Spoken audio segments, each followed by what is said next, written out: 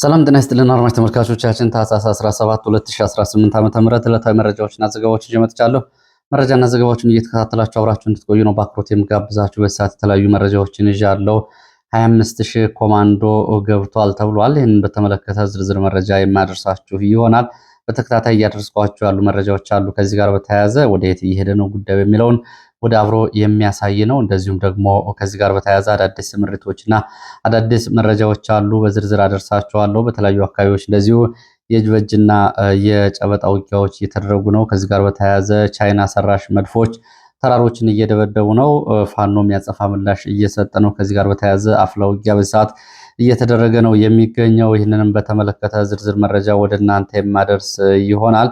በተለያዩ አካባቢዎች ያሉ ዝርዝር የግንባር መረጃዎችን እንዲሁም ደግሞ ተዛማጅ ፖለቲካዊ፣ ዲፕሎማሲያዊ፣ ወታደራዊ መረጃዎችን እያደረስኳችሁ አብራችሁን እንድትቆዩ ነው በአክብሮት የምጋብዛችሁ። ሀሳብ አስተያየት ቢኖራችሁ ጥቆማ@ዜና@gmail.com እንዲሁም ደግሞ በማህበራዊ ሚዲያ መልእክት መላላኪያ መንገዶች ልታደርሱ ትችላላችሁ። እንግዲህ በተለይ ለበርካታ ዓመታት በኢትዮጵያ ውስጥ የኖሩት የራስታ ወይም ደግሞ ራስተፈሪያን እየተባሉ የሚጠሩት የጃማይካ ተወላጆች ከባድ አደጋ ደርሶባቸዋል ከሞጋሳ ጋር በተያያዘ ይህንን በዝርዝር የማደርሳችሁ መረጃ ነው። በዚህ ምክንያት ብዙዎቹ ኢትዮጵያን ለቀው እየወጡ እንደሆነ የሚገልጹ መረጃዎች ወጥተዋል። ይሄ እንግዲህ ልሙጥ ኦሮሚያን ለመፍጠር የሚደረገው ወታደራዊ፣ ፖለቲካዊ፣ ማህበራዊ፣ ሃይማኖታዊ አጠቃላይ ዘርፈ ብዙ እንቅስቃሴ እነዚህ ለብዙ ዓመታት ቅድስት ኢትዮጵያ እያሉ በኢትዮጵያ ውስጥ ኢትዮጵያ እንደ ነጻነት አርማ እየተመለከቱና የኢትዮጵያን ሰንደቅ ዓላማና አርማ እንደ ብሔራዊ ምልክት አድርገው ይጠቀሙ የነበሩ አስተፈሪያን አሁን በገዳ ፖለቲከኞች ከባድ አደጋ ውስጥ ገብተዋል። ይህንን ጨምሮ የተለያዩ መረጃዎችን በዚህ ሰዓት ወደ እናንተ የማደርስ ይሆናል። እናንተም ሀሳብ አስተያየት ቢኖራችሁ እንደተለመደው ጥቆማ@ዜና@gmail.com ላይ ልታደርሱ ትችላላችሁ። ብዙዎቻችሁን ሀሳብ አስተያየቶች አድርሳችሁኛል፣ በእጅጉ ነው የማመሰግነው። ባህር ዳር ከተማ እንደዚሁ ቤት ለቤት እየዞሩ መሬት እንሰጣለን፣ ቦታ እናደራጃለን በሚል አዲስ ገንዘብ እየጠየቁ ነው። ከዚህ ጋር በተያያዘ እንግዲህ ገንዘብ እየተጠየቅን ነው የሚል ቅሬታና ቤታዎች አሉ።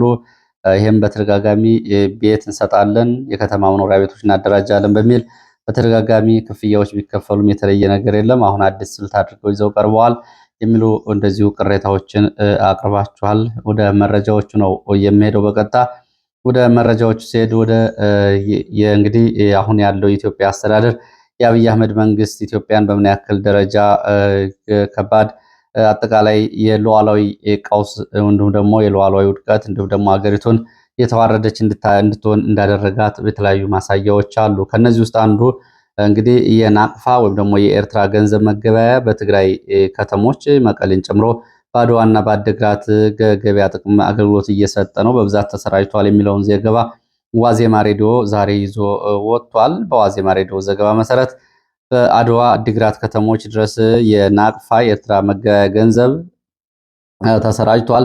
ይሄ ምክንያቱ ደግሞ በትግራይ ካሉ የጸጥታ ችግር ምክንያት ጋር በተያያዘ በርካታ ሰዎች ጥሬ ብር ወይም ደግሞ የኢትዮጵያን ገንዘብ በእጃቸው በመያዛቸውና ከባንክ በማውጣታቸው የተፈጠረው የጥሬ ብር እጥረት ሲሆን፣ ሁለተኛው ደግሞ በትግራይ የተስፋፋው ኮንትሮባንድ ምክንያት ነው። በዚህ ምክንያት እንግዲህ አሁን ናቅፋ በኢትዮጵያ ውስጥ የመገበያያ ገንዘብ ሆኖ እያገለገለ ነው። በትግራይ የዋዜማ ዘገባ ነው። በትግራይና ኤርትራ መካከል ያለው ድንበር መከፈቱን ተከትሎ በዚህ አካባቢ ውስን ነጋዴዎች እጅ የነበረው ናቅፋ አሁን በትንንሽ ነጋዴዎች ጭምር በአድዋ በአዲግራትና በተለያዩ ከተሞች ተሰራጭቶ ይገኛል ብለዋል። ይሄ በዋናነት እንግዲህ የኮንትሮባንድ መስፋፋቱ ማሳያ ነው። ከዚህ ጋር በተያያዘ በትግራይ ከ12 ብር እስከ 15 ብር ይመነዘራል። አንድ የኤርትራ ናቅፋ በኢትዮጵያ እስከ 15 ብር እየተመነዘረ እንደሆነ ነው ዋዜማ በዘገባው እያሳየው። ከዚህ አንጻር የእርሻ ምርቶች እና ነዳጅ ወደ ኤርትራ ሲሄድ ከኤርትራ ደግሞ እንደ ሳሙናና ሌሎች የንጽህና መጠበቂያዎች በርካሽ ገንዘብ ወደ ትግራይ እየገቡ ነው ተብሏል። ይህ እንግዲህ የአንድ ሀገር በሌላ ሀገር ገንዘብ በአገልግሎት ላይ ሲውል ያለ ስምምነት ወይ ያለ ንግድ ሕግ ወይም ደግሞ ያለ ሕጋዊነት ይህ እንግዲህ ለአንድ ሀገር ምን አይነት ብሔራዊ መገለጫ እንደሆነ ግልጽ ነው። ሌላ አሜሪካን የተመለከተ ሆኖም ደግሞ በእኛ ሀገር ካለው ክስተት አንጻር ተዛማጅ የሆነ መረጃ ነው የሚያደርሰው። የአሜሪካው ፕሬዝዳንት ዶናልድ ትራምፕ በሰሜን ምዕራብ ናይጄሪያ አካባቢ በአይኤስኤስ የሽብር ቡድን ላይ የተሳካ የአየር ድብደባ መፈጸሙን ገልጸዋል። ዶናልድ ትራምፕ አያይዘውም ክርስቲያኖችን የሚጨፈጭፉ ክርስቲያኖችን የሚያርዱ አሸባሪዎች ላይ ነው እርምጃ እየወሰድ ነው። አሜሪካ አክራሪነትን እንዲያቆጠቁጥ አትፈልግም። በእኔ ዘመንም ይሄ አይሆንም። በሰጠው ትዕዛዝ መሰረት ስኬታማና የተጠና የአየር ጥቃት ተፈጽሟል ሲሉ ዶናልድ ትራምፕ ይህንን ተናግረዋል። በርካታ ኢትዮጵያውያን ይህንን ጉዳይ በተመለከተ እንግዲህ ከ2 ሳምንታት በፊት አሜሪካ ማስጠንቀቂያ ሰጥ ዘገባዎችም ሲወጡ በኢትዮጵያ በአርሲ ቀጠና እንደዚሁ በኢትዮጵያ ኦርቶዶክስ እምነት ተከታዮች ላይ እየደረሰ ያለውን ጭፍጨፋ በተመለከተ ይህንን ጉዳይ አብረው ሲያያይዙት ተነስተዋል። ዛሬም በማህበራዊ ሚዲያ እንደዚህ አይነት እርምጃዎችን አሜሪካ መውሰዷን በተመለከተ በማበረታታት የኛ ሀገርስ የሚሉ ነገሮችን ሲያነሱ ተመልክቷል። ይሄ እንግዲህ ጉዳዩ የተለያየ ነው። በእኛ ሀገር በእርግጥ በአካባቢው ያሉ አክራሪ ቡድኖች ግድያውን ፈጽመውታል። እነዚህ ግን ከ4 ኪሎ ቤተመንግስት ጋር ቀጥታና ተዛማጅ ትስስር ያላቸው ናቸው እንጂ እንደ አይኤስኤስ ወይም ደግሞ እንደ ሌሎች ቡድኖች ራሳቸውን ችለው የሚንቀሳቀሱ አይደሉም። በሌላ ጎኑ ከአይኤስኤስ እስከ ዋቢ ሸበሌ መካከለኛው ድረስ ያላቸው ግንኙነት ባለፈው በዘገባ ተረጋግጧል። ያም ሆኖ ደግሞ በዋናነት በኢትዮጵያ መንግስት በኩል ያላቸው ድጋፍ ነው። አሁን እነዚህ ቡድኖች የኢትዮጵያን መንግስት ለመደገፍ በሚል በሌላ መንገድ የራሳቸውን ባሌና አካባቢው ማሰልጠኛዎችን በመክፈት ነው ይህንን ጥቃት እየፈጸሙ ያሉት። እንግዲህ ዝርዝር መረጃዎች ከአሁን በፊት መውጣታቸው ይታወቃል። ሌላው ከዚሁ ከኦሮሚያ ክልል ሳንወጣ የሞጋሳ ፖለቲካን የተመለከተ መረጃዎችን ነው የማደርሳችሁ። በ5ቱ አባገዳዎች ሞጋሳን ለማስቀጠል ከኦሮሚያ ክልል መንግስት ከፍተኛ የሆነ በጀት ተመድቦላቸው ስብሰባ ተቀምጠዋል። በዚህ ምክንያት በኦሮሚያ ክልል ሌላ ማንነት ያላቸው ኢትዮጵያውያን በሞጋሳ በግዳጅ ኦሮሞ እንዲሆኑ እየተደረገ ነው የሚል መረጃ ነው ያለው። ለአባገዳዎች 40 ሺህ እስከ 60 ሺህ ብር በመክፈል የጡት አባት የወተት አባት በሚል ደብዳቤ ያጽፋሉ። ደብዳቤ እንዳጽፉ ይገደዳሉ። ይህንን ካላደረጉ ደግሞ መኖር እንደማይችሉ ነው በጸጥታ ኃይል ወይም ደግሞ እነ ሽመልስ እያቋቋሙት ባለው ኃይል ግዳጅ እየተጣለባቸው ያለው። በዚህ ግዳጅ እንግዲህ ይሄንን ገንዘብ ከፍለው የአባገዳ ደብዳቤ ይዘው በሞጋሳ ኦሮሞ መሆናቸውን ገልጸው የሚኖሩ ሌሎች ኢትዮጵያውያን ስለመኖራቸው ወለንጭቴ አካባቢ የወጣ መረጃ ይህንን ያሳያል። እጅግ አስደንጋጭ ነው። እንግዲህ በ21ኛው ክፍለ ዘመን ነው ይሄ እየሆነ ያለው። ለአባገዳ ገንዘብ አንከፍልም በሚል ያሉ ደግሞ በአባት ወርቢ፣ በጋቸና ሲርና፣ በረጲዮላ ቤት ንብረታቸው ይወድማል፣ ይገደላሉ፣ አሰቃቂ የሆኑ ተግባራት ይፈጸሙባቸዋል። ይሄ መንግስት ፕሮጀክት ነው። እነ ሽመልስ ልሙጥ ኦሮሚያን ለመፍጠር እያደረጉ ያሉት እንግዲህ መከታተል ነው መረጃውን። ሌላው ሻሸመኔ ከተማ የሚኖሩት የጃማይካውያን እንደዚሁ ወይ ደግሞ ራስ ተፈሪያን እየተባሉ የሚጠሩት ማህበረሰቦች ከባድ የሆነ ጫና ውስጥ መግባታቸው ታውቋል። ቅድስት ሀገር ኢትዮጵያ ብለው ከ70 እና 80 ዓመታት በፊት ወደ ኢትዮጵያ እየመጡት ጃማይካዎች አሁን ኢትዮጵያን ቅድስት ሀገር ያሏትን ኢትዮጵያ ለቀው ወደ ሌሎች አፍሪካ ሀገራት እየተሰደዱ መሆናቸውን ከአካባቢ የወጡ መረጃዎች ገልጸዋል። ራስ ተፈሪያኑ እየተሰደዱ ያሉት በነሽመልስ ስርዓት ለከፍ አደጋ በመጋለጣቸው ነው። እስከ ፌዴራል ባሉ ባለስልጣናት ድረስ አቤቱታቸውን ጭምር የሚሰማቸው የለም። እነዚህ የኢትዮጵያና የጥቁር ሕዝብ የነጻነት ምልክት ተደርገው የሚታዩትን በነገራችን ላይ በአፍሪካ በርካታ ሀገራት በሰንደቅ ዓላማቸውን ወይም ደግሞ ብሔራዊ አርማቸውን የኢትዮጵያን ሰንደቅ ዓላማ ያደረጉት ከአድዋ ድል በኋላና አፄ ኃይለሥላሴ የአፍሪካ ሀገራት ነጻነታቸውን እንዲቀዳጁ ከቅኝ ግዛት ላደረጉት አስተዋጽኦና ከዚህ ጋር በመታሰቢያ መሆን አረንጓዴ፣ ቢጫ፣ ቀይ እንደ ብሔራዊ አርማ ተደርጎ ይታያል። ራስ ተፈሪያኑ ደግሞ ይህንን ነገር በአልባሳቶቻቸው፣ በኮፍያ፣ በጫማዎች፣ በሁሉ ነገራቸው በሁሉም ጌጣጌጦቻቸው ላይ አረንጓዴ፣ ቢጫ፣ ቀይ የሆኑ የኢትዮጵያ አርማ ያለባቸውን አልባሳቶች ያደርጋሉ። ይሄ ከባድ ዋጋ እያስከፈላቸው ነው። እንግዲህ ዓለም እንደ ነጻነት ምልክት የሚያየውን አልማ በተለይ ጥቁር የዓለማችን ሕዝብ የሚያየውን አርማ አክራሪ ኦሮሞ ፖለቲከኞች በጠላትነት በማየታቸው በነዚህ በራስ ተፈሪያን ላይ ነው ጫና የደረሰው። ራስ ተፈሪያኑ በአለባበሳቸው የገዳ ምልክት እንዲያደርጉ ግዳጅ ተጥሎባቸዋል። የማያደርጉ ከሆነ ለሚደርስባቸው ጫና ሁሉ ራሳቸው ኃላፊነት ይወስዳሉ። በዚህ ምክንያት የደህንነት ችግር ገጥሟቸዋል። በተደጋጋሚ አቤቱታ ቢያሰሙም ቢያቀርቡም በተለይ ከሻሸመኔ እስከ ኦሮሚያ ክልል ባለስልጣናት እንዲሁም ደግሞ እስከ ፌዴራል ባለስልጣናት ጥያቄ ቢያቀርቡም አንዳንዶቹ አላግጠውባቸዋል። አፄ ኃይለሥላሴ መጥተው ምላሽ ይስጧችሁ፣ አፄ ኃይለሥላሴ መጥተው የምታመልኳቸው አፄ ኃይለሥላሴ መልስ ይስጧችሁ የሚል የማላገጫ ምላሽ ነው የተሰጣቸው። እጅግ አዝነዋል። ጀማይካኑ እንግዲህ ቅድስት ሀገር ኢትዮጵያ የሚሏትን ኢትዮጵያን ጥለው የከፋ ችግር ውስጥ ስለገቡ ወደ ሌሎች ሀገራት እየተሰደዱ ነው። አንዳንዶቹም ወደ ጀማይካ ሄደው አልተመለሱም። ልሙጥ ኦሮሚያን ለመፍጠር በሚል ሌላው ኢትዮጵያዊ ማንነት የሚለውጥበት ምክንያት እንግዲህ እነ ሽመልስ የያዙት የክልል እና ወደ ሀገር አቀፍ የሪፐብሊክ ጉዞ ነው። ይህን የሚያሳይ መረጃ ወደኋላ አለኝ። ወደ ወለጋ የሚወስደን መረጃ ላስከትል። ወለጋ እንዶደ ዲቾ፣ አሊ ቀበሌና ሻሾበር ዛሬም ቤቶች እየተቃጠሉ ነው። 3500 በላይ ሰዎች ከእንዶደ ዲቾ እና ሻሾበር አካባቢ ተፈናቅለው ወደ ጫካ ገብተዋል። እስካሁን ድረስ እርዳታም ሆነ ድጋፍ አላገኙም። ህፃናትና እናቶች በምግብ ካገኙ አራተኛ ቀን አስቆጥረዋል። እስካሁን ድረስ የጠፉት ህፃናት አልተገኙም። ያው በአውሬ ተበልተዋል ተብሎ ድምዳሜ ተወስዷል። ዛሬ እንግዲህ የተባባሰው ቀውስ ምክንያት 23 ሰዎች በጥይት 7 ሰዎች ደግሞ በስለት ተቆራርጠው ተገድለዋል። እንግዲህ በአሰቃቂ ሁኔታ የተገደሉት ትላንትና በተጋለጠው መረጃ መሰረት ሴቶች ጡቶቻቸው፣ ወንዶች ብልቶቻቸው ተቆርጠው ከዛ እጅና እግሮቻቸው ተቆርጠው ነው በአሰቃቂ ሁኔታ 7 ሰዎች የተገደሉት። ከነዚህ መካከል በቃ መኮንን የተባለ ብልቱ ተሰልቦ በእጁ እንዲይዝ ከተደረገ በኋላ ተራ በተራ እጅና እግሩ ተቆራርጦ በአሰቃቂ ሁኔታ እንዶደ ዲቾ ተብሎ የሚጠራ ቦታ ላይ ሲገደል፣ ብርቱካን ደርሶልኝ የተባለች ደግሞ የ4 ዓመት ልጇ ከጀርባዋ ላይ ከታረደ በኋላ እንደገና እሷንም ጡቶቿን በስለት በመቆራረጥ በአሰቃቂ ሁኔታ ተገድላለች። ይሄ የሆነው እንዶደ ዲቾ ተብላ የምትጠራ ገበያ ቦታ ነው። ሌሎች ሰዎችም በዚህ ሁኔታ ተገድለዋል። መከላከያ የኦሮሚያ ጸጥታ ኃይል የሚፈጽመውን ግፍ እያየ እንዲያስቆም ተደጋጋሚ ጥያቄዎች ቀርበውለታል ከአካባቢ ማህበረሰብ። እንግዲህ እንደውም ህዝቡ ራሱን ሲከላከል ለኦሮሚያ ልዩ ኃይል ድጋፍና የመሳሪያ ሽፋን ከመስጠት ውጭ እስካሁን ድረስ የወሰደው መፍትሄ የለም። ዛሬ መከላከያ ወደ ጫካ ያሉ ሰዎችን ኑ ተመለሱ ለማለት የተወሰነ ቡድን ወደ ጫካ ልኳል። እነዚህ ህፃናትና እናቶች የሚገኙበት። ሰዎቹ ግን ምንም ዋስትና የለም፣ ንብረታችን ወድሟል፣ ቦታችን ተቃጥሏል፣ የት እንገባለን? እናንተ እያያችሁ ያቃጠላችሁትን አሁን ተመለሱ የምትሉት የት ልታስገቡን ነው? በሚል ምላሽ መስጠታቸው ነው የታወቀው። ከዚህ ባሻገር እንዶዴ ስላሴ ቤተክርስቲያን በመቶዎች የሚቆጠሩ ሰዎች ተጠልለው ይገኛሉ።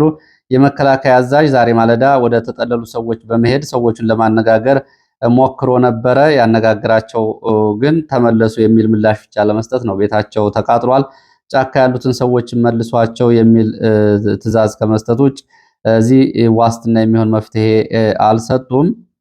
ረጲዮላ፣ ጋቸና ሲርና እና ሌላው የኦሮሚያ ጸጥታና የቄሮ ሰራዊት የሚባለው ሌሊ ዋጃ ተብሎ የሚጠሩ ሌሎች መንደሮችን ዛሬ ከማለዳ ጀምሮ እየዞሩ እያቃጠሉ ነው። እስካሁን እስከዚህ ሰዓት ድረስ 43 ቤቶች እነዚህ ቦታዎች ዋጃና ሌሊ ተብለው የሚጠሩ አካባቢዎች መቃጠላቸው ተገልጿል።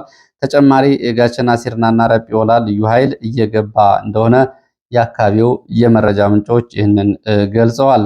ወደ አማራ ክልል መረጃዎች ልቀጥል። ወደ አማራ ክልል መረጃዎች ሲሄድ ወደ አምባሰል የሚወስድን መረጃን የማስከትለው በደቡብ ወሎ አምባሰል ተራሮች ከማለዳ ጀምሮ ከባድ ውጊያ እየተደረገ መሆኑን የሚገልጽ መረጃ ወጥቷል። ከባድ ውጊያ እየተደረገ ነው የሚሉት የዓይን እማኞች ይህ ውጊያ ትላንትና ጀምሮ ሁለተኛ ቀኑን ይዟል። ከሶስት አቅጣጫ የከባድ መሳሪያ ድብደባ እየተደረገ ነው። እግረኛ በሶስት አቅጣጫ ወደ አምባሰል ተራሮች ተንቀሳቅሷል። መካናይዝድ ደግሞ እንደዚሁ ከሚካኤል ተብሎ ከሚጠራው አካባቢ ድብልና አበት የሚባሉ የአምባሰል ከፍተኛ ተራራማ ስፍራዎችን በተከታታይ እየደበደበ ነው የሚገኘው። ድብደባው የሚደረገው አዲሶቹ የቻይና መድፎች ናቸው ይላሉ ወታደራዊ መረጃ ምንጮች።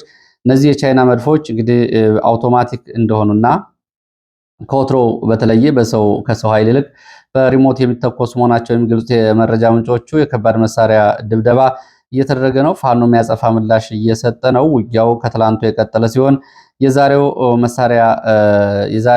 የመሳሪያና የእጅ በእጅ ውጊያ ነው ብሏል። ወደዚህ ከፍ ብሏል ውጊያው በሶስቱ ግንባሮች። እግረኛ ወደ አምባሰል ከፍተኛ ተራሮች እየተጠጋ ነው። ዛሬ ከማለዳ ጀምሮ ፋኖም ገዥ መሬቶችን ይዞ ያጸፋ ምላሽ እየሰጠ ነው የሚገኘው። ሶስቱ ዋና ዋና ግንባሮች ወደ ድብል የሚደረገው እንግዲህ ጭስ አባሊማ ተብሎ ከሚጠራው በሮቢት በኩል ወደ ድብል፣ እንዲሁም ደግሞ ከአምባሰል ማርየ ወደ ድብል፣ እንዲሁም ደግሞ ከአምባሰል ውጫሌ ከተማ ወደ አበት ተራሮች ነው እንቅስቃሴ የእግረኛ ሰራዊት እንቅስቃሴ እየተደረገ ያለው። በውጊያው አዲሶቹ የቻይና አውቶማቲክ መድፎች ዙ 23ቶች መከላከያ በኩል ድብደባ የተደረገባቸው ሲሆን ፋኖም በዲሽቃና በሞርተር ያጸፋ ምላሽ እየሰጠ ነው። ከያዘው ገዥ መሬት አንጻር እንደዚሁ ፋኖም ተከታታይ ያጸፋ ምላሽ እየሰጠ ነው። ውጊያው እንደቀጠለ ነው። ይህንን ተከትሎ ዘግየት ብሎ በወጡ መረጃዎች ደግሞ ወደዚህ በድብል ማርየ በኩል ከጭስ አባሌማ የተንቀሳቀሰው መከላከያ ወደኋላ እየወጣ ነው። ተከታታይ ያጸፋ ምላሽ መሰጠቱን ተከትሎ እንደውም እነዚህ መድፎች ጭምር በሞርተርና በድሽቃ ለጥቂት ነው የተረፉት። ይህንን ተከትሎ እየወጣ ነው። ገደል ገብተውም እየወደቁ አሉ። ዝርዝር መረጃው በጉዳት ደረጃ አልተጣራም። ውጊያው ስላልቆመ ተጨማሪ መረጃዎች ከቦታው እንደደረሱ ወደ እናንተ መልሼ የማደርስ ይሆናል።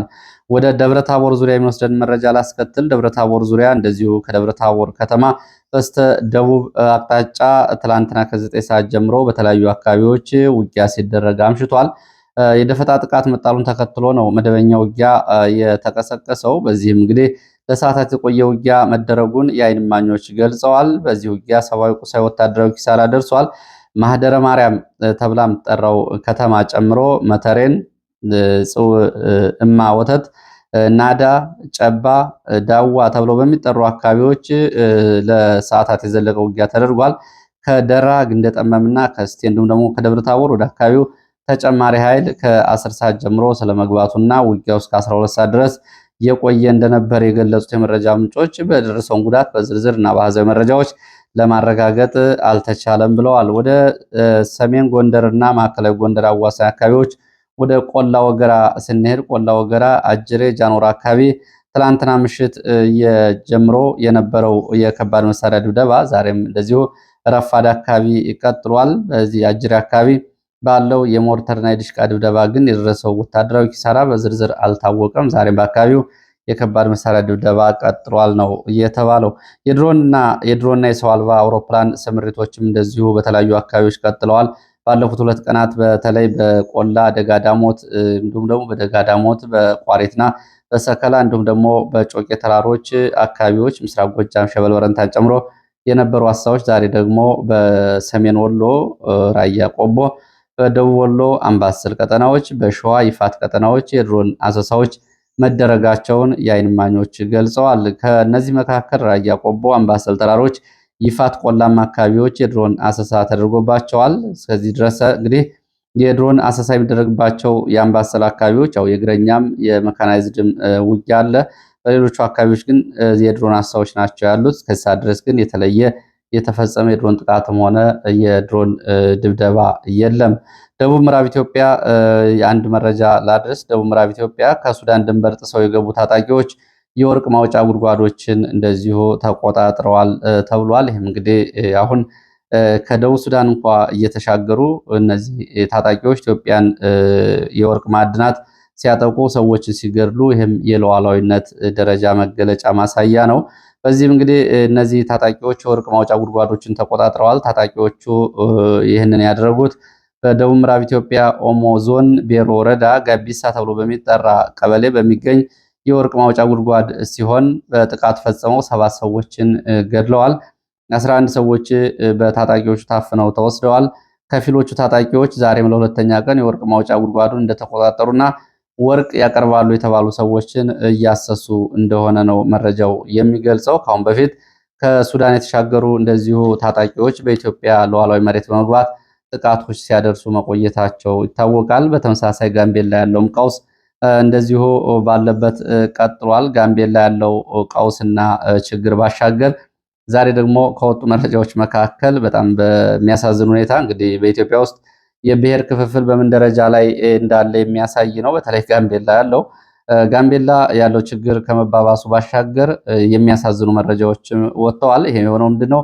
የቆሰሉ ሰዎች በአንድ ሆስፒታል መታከም አይችሉም በጋምቤላ። ከዛ ቀደም ብሎ ነው እንግዲህ የብሔር ፖለቲከኞቹ ከህዋት ጊዜ ጀምሮ ነው ይሄንን ሲያደርጉት የቆዩት ነው የሚሉት።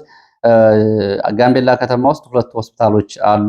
አንደኛው የጋምቤላ ሪፈራል ሆስፒታል የሚባለው ሲሆን ሁለተኛው ደግሞ የጋምቤላ የመጀመሪያ ደረጃ ሆስፒታል የሚባል ነው። በጋምቤላ ሪፈራል ሆስፒታል በፍጹም ኒዮር የሚባል ጎሳ ገብቶ አይታከምም። በአንጻሩ ደግሞ በጋምቤላ የመጀመሪያ ደረጃ ሆስፒታል አኝዋክ የሚባል ገብቶ አይታከምም። ይህንን ሆስፒታል ተከፋፍለው ነው የሚታከሙት። ያም ሆኖ እንግዲህ አሁን ሁለቱም ሆስፒታሎች በቁስለኞች ተጨናንቀዋል።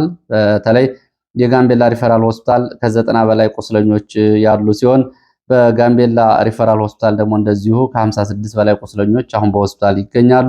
ሆስፒታሎቹ በጣም ተጨናንቀዋል ነው እየተባለው። ወደ ደብረ ማርቆስ የሚወስደን መረጃ ላስከትል። ደብረ ማርቆስ ዩኒቨርሲቲ ሾፌሮች በሰርቪስ እየሄዱ ባሉበት ሰዓት መድፍ በመጫነው ኦራል ተገጭተው አንድ ሾፌር ህይወቱ ማለፉ ተሰምቷል። ይህንን ተከትሎ እንግዲህ የሾፌሮቹ ለዩኒቨርሲቲው ስራ አንሰራም ሆን ተብሎ የተደረገብን ይጣራልን፣ በሌላ ቦታ የሚፈጸመው ግድያ ሆን ተብሎ ደግሞ አሁን በተሽከርካሪ ተፈጽሞብናል በሚል ቅሬታ ማቅረባቸውንና ቅሬታቸውን ማጣራት ተደርጎ ይህን ያደረገው አካል በቁጥጥር ስር የማይውል ከሆነ ስራ እንደማይጀምሩና የሞተው ጓደኛቸውን ጉዳይ እንደዚሁ እንዲጣራላቸው ጠይቀዋል። ይህ እንግዲህ ከደብረ ማርቆስ የወጣ መረጃ ነው። ሌላው መረጃ ከላይ ከተሰጡት መረጃዎች ጋር እንደዚሁ አባሪ ለሚሆን የሚችል አዲስ መረጃ ነው። ከ25 ሺህ በላይ ኮማንዶ ለስልጠና ሊገባ ነው እየገባ ነው የሚል ነው። የኦሮሚያ ክልል ከዚህ ቀደም ከተሰጡት ወታደራዊ ስልጠናዎች በአይነቱ የተለየ ስልጠና ለመስጠት ከ25 ሺህ በላይ ኮማንዶዎችን ወደ ስልጠና ጣቢያዎች እያስገባና ለማስገባት ዝግጅት እያደረገ ነው የሚል መረጃ ነው የወጣው። ኮማንዶዎቹ በውጭ አሰልጣኞች ጭምር የሚሰለጥኑ ይሆናል ብለዋል የመረጃ ምንጮቹ። እንግዲህ በአይነቱ የተለየ ኮማንዶ ስልጠናው እነ ሽመልስ ለያዙት አዲሱ የጦር አደረጃጀት እና በአይነቱ የተለየ ዘመናዊ ጦር ኃይል ለማዋቀር በሚል በአገር መከላከያ ሰራዊት ተክለ ቁመና ልክ አዲስ ለሚደራጀው የክልሉ ልዩ ኃይል አወቃቀር እንደሆነ መረጃዎች ገልጸዋል። ከዚህ ጋር በተያያዘ የክልሉ ልዩ ኃይል እንግዲህ በመካናይዝድ፣ በኮማንዶ፣ በእግረኛ፣ በተወርዋሪ፣ በሽምቅ፣ የከተማ ኮማንዶ፣ የገዳ ኮማንዶ እና ልዩ ልዩ አደረጃጀት እና በተለያዩ ዘመናዊ ወታደራዊ አደረጃጀቶች ለማዋቀር ሌት ተቀን እየተሰራ ይገኛል የሚሉት የመረጃ ምንጮቹ፣ ለዚህም ከውጭ ሀገራት የጦር መሳሪያ ግዢዎች ተፈጽመዋል። ከ6 ቀናት በፊት በ12 ኮንቴነሮች የተጫነ መሳሪያ ከጅቡቲ ለነ ሽመልስ አስገብተዋል። መሳሪያው ከጅቡቲ ወደ ኢትዮጵያ የተንቀሳቀሰው ታህሳስ 11 ቀን 2018 ሲሆን የእጀባና ጥበቃው በኦሮሚያ ልዩ ኃይል እና በጥቂት የመከላከያ መለዮ በለበሱ ሰዎች ጥበቃ ይደረግለት ነበር ነው የተባለው። እንግዲህ ሬንጀሩ ነው የሚለያየው እንጂ ተግባሩ ግን ያው የኦሮሚያ ልዩ ኃይል ነው። ጊዜያዊ የዝ ማዕከላትን በሚል እንደዚሁ የኦሮሚያ ልዩ ኃይል 5 የዝ ማዕከላትን እንደዚሁ መቀመጫዎችን መርጧል ነው የተባለው። እንግዲህ መከላከያ እንደሚያደርገው ነው። መከላከያ ሰሜን እዝ፣ ምዕራብ እዝ እያለ እንደሚለው እነሱም በዚህ መሰረት 5 ዋና ዋና እዝ ማዕከላትን መርጠዋል። 7 እዞች እንዳሏቸው ነው ግን መረጃው የሚገልጸው። እስካሁን ድረስ ከተመረጡት መካከል ምዕራብ ወለጋ ነጆ ከተማ አንድ ማዕከል ይሆናል። የኮማንዶና የቴክኒክ ማዕከል ነው የተባለው። አዲስ አበባ ዙሪያና አዲስ አበባ እንደዚሁ ወደ ሐረር፣ ድሬዳዋና ወደ ሶማሌ ቀጠና ያለውን ጉዳይ ለመመልከት ደግሞ ሐረር ዙሪያ እንዲሁም ደግሞ ሞያሌ መስመር ሀገረ ማርያም ዙሪያ እንደዚሁ እዞቹ መቀመጫ ይሆናሉ። ሌሎቹ እንግዲህ ያልተጠቀሱ ቦታዎችም አሉ፣ እየተደራጁ ነው ተብሏል። እየተደራጀ ላለው ዘመናዊ የኦሮሚያ ልዩ ኃይል መካናይዝድ እና ኮማንዶ ኃይል ትጥቅ ያሟላል። እንዲሁም ደግሞ አዛዦቹ የሚያስፈልገውን ነገር እንዲጠይቁ መከላከያ በኩል ድጋፍ ይደረጋል። ከመከላከያም ይህን ድጋፍ የሚያደርጉ ሰዎች ይወሰዳሉ። በዋናነት አዛዥ የሚሆኑት ከመከላከያ የሚወሰዱ ሰዎች ናቸው ብለዋል። በዚህ እንግዲህ እየተደራጀ ላለው ዘመናዊ ትጥቅ ያሟላ ኃይል አዛዦቹ ከመከላከያ ከመሆናቸው ባሻገር የመከላከያ እንደዚሁ ያወቃቀር ሞዴልም እንደዚሁ ተግባራዊ ያደርጋሉ። ሌላው 1200 በላይ ፓትሮል ተሽከርካሪዎች ሰሞኑን እንደዚሁ ለኦሮሚያ ክልል ገብተዋል ነው የተባለው። እነዚህ ወታደራዊ አገልግሎት የሚሰጡ ናቸው። የክልሉ ልዩ ኃይል እና መካናይዝድ ድጋፍ ለማድረግ 4 የመከላከያ ጀነራሎች እንደዚሁ በጀነራል ድሪባ መኮንን እና በጀነራል አበበ ገረሱ ጥሪ ተደርጎላቸዋል። የትኞቹ ጀነራሎች ጥሪ እንደተደረገላቸው የታወቀ ነገር የለም። ይህ እንግዲህ የሚያሳየው በየጊዜው የነ ሽመልስ አብዲሳ ሌት ተቀን የኦሮሚያ ሪፐብሊክን ተግባራዊ ለማድረግ የሰሩ መሆናቸውን ነው። ከዚህ ጋር በተያያዘ አዲስ አበባን ከኦሮሚያ ክልል የሚያገናኙ ዋና ዋና መንገዶችን በአዲስ አበባ በጀት እንዲሰሩ ትዕዛዝ ተሰጥቷል የሚሉ መረጃዎች ወጥተዋል። ይህ እንግዲህ በአዲስ አበባ እስከ 100 ኪሎ ሜትር ራዲየስ ባሉ አካባቢዎች መንገዶች በአዲስ አበባ በጀት እንዲሰሩ የሚል ትዕዛዝ፣ ሸገር ከተማን ከአዲስ አበባ ጋር ማስተሳሰር የሚለውም እንደዚሁ ትዕዛዝ ተሰጥቷል። ዋና ዓላማው ደግሞ በሂደት አዲስ አበባን መቆጣጠር እንደሆነ ነው የተገለጸው። ለዚህ ሰዓት ያሰባሰብኳቸው መረጃዎች እነዚህ ናቸው። ስለተከታተላችሁ በእጅጉ አመሰግናለሁ። በሌላ ተመሳሳይ መርሃ ግብር እስከምንገናኝ